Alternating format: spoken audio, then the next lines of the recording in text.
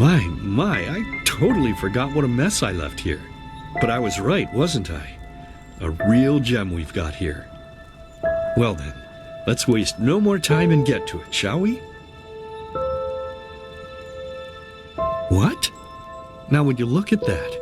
I totally forgot about them. They're dead, don't you remember? You murdered them back then, both of them. But hey, no use crying over spilled milk, right? At least this means there's more meat for the two of us. You still remember how to do this, right? First, off with the skin. Slice up the belly, then out with the entrails. I'll look for a nice sharp knife in the meantime to cut off the head. I don't think either of us wants to eat that, do we?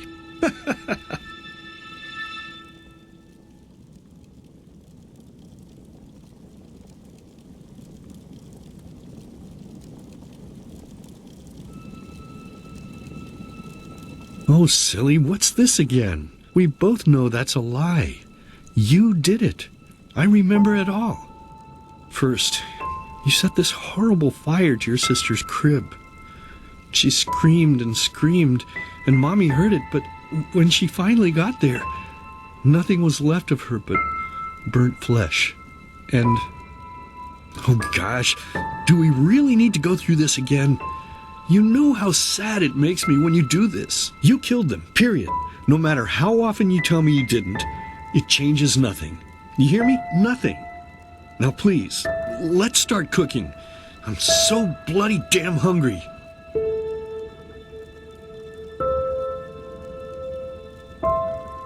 Oh, by the Creator's name, why are you telling these lies? Isn't it enough that you murdered us? Do you really have to bother me over and over with your stupid, pathetic, and pointless whining?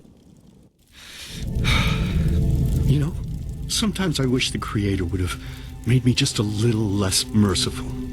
Just a little less pious. Because then I would have realized that you were tainted by sin long before any of this had ever happened. And instead of raising you, feeding you, and loving you like a father does, I would have put you in the horse trough right after you were born. Yes, I should have killed you. I should have just killed you. Just like you killed us. And now, you think you're safe because we're all under the earth, don't you? Well, listen up, my child. You are wrong. And do you know why? Because the dead don't forget. Do you hear me? The dead don't forget. Now enough of this useless chatter. I'm bloody starving. Bring me the meat, you spoiled brat. Bring it to me. Bring me a nice crisp piece of meat.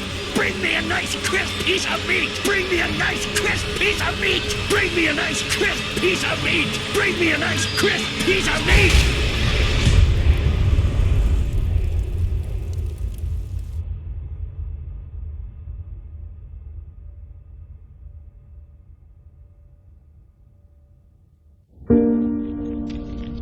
Let's begin with a question. It might sound simple to you at first, but I pray you to think about it. What distinguishes a free man from a slave? For now, however, let us start this story where another one ended 3 years ago, with the death of the Lightborn. For 4,000 years they had reigned over this world, 7 arcanists who, through their magic, had acquired eternal life. In a time of chaos, they gave mankind what they thought it needed most, to be ruled over with an ironclad, fair hand. Within just 1 century, they united the shattered lands, and a single century later, their human origin was forgotten. They became gods, or Lightborn, as they let themselves be worshipped as. Yet the longer they reigned, the louder the voices grew that accused them of tyranny, the loudest being that of Naranzul Aranthiel. And he succeeded in achieving what was once thought impossible. He gathered an army, overturned the Lightborn, and gave back freedom to mankind.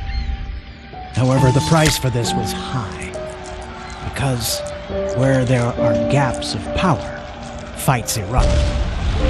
As such, this world grew into what it is today. Shattered, riven, and broken into pieces.